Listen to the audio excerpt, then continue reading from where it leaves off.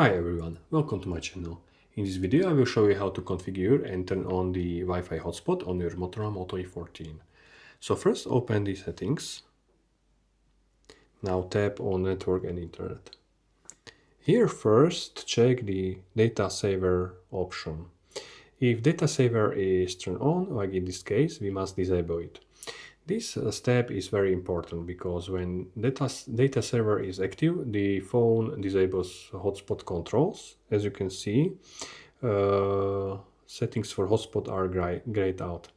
Once you turn data saver off, you can set up your hotspot normally.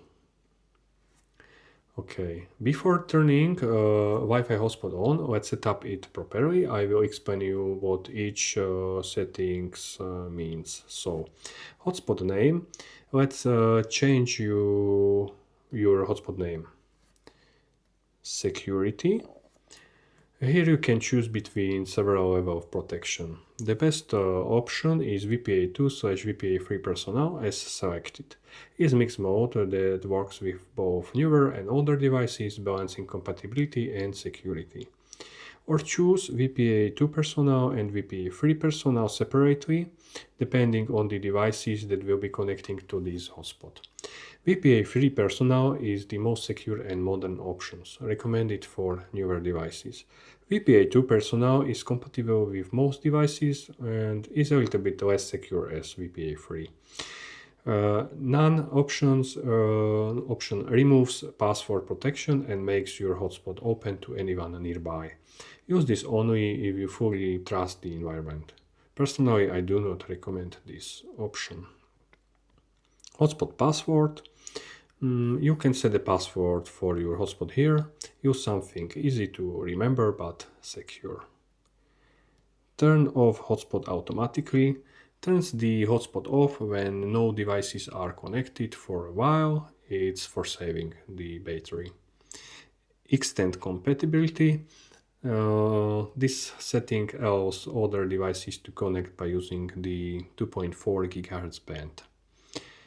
More hotspot settings. There are advanced options. Hidden SSID. When this is enabled, your hotspot Wi-Fi network name SSID will not be broadcast publicly. Users won't see the name appear in the list of available Wi-Fi networks.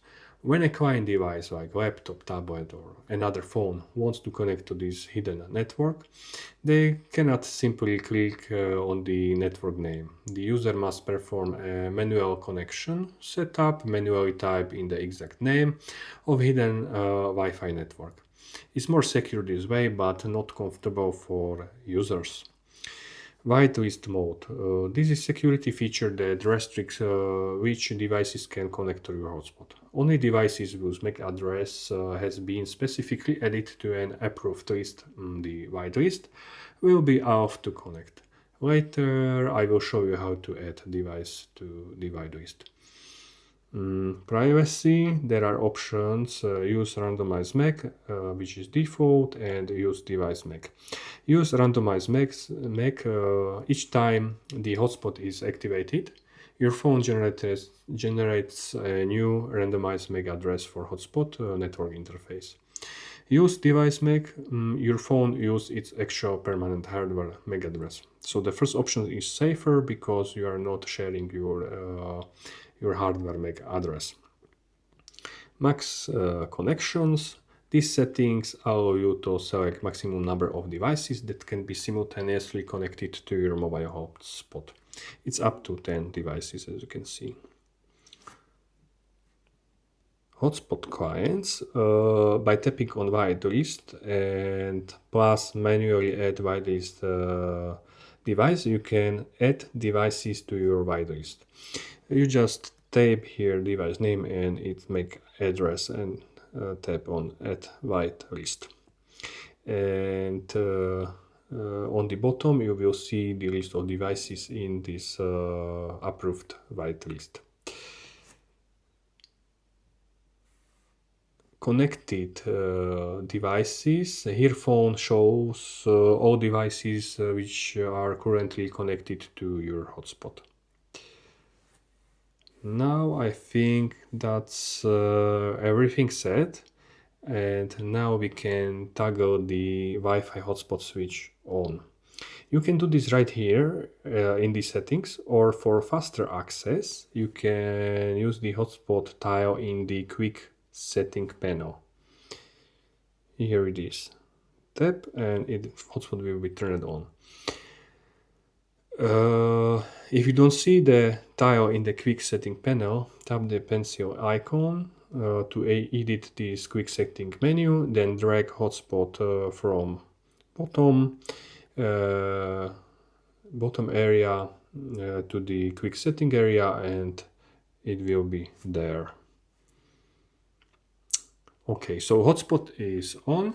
Now you can connect to your laptop, tablet or another phone.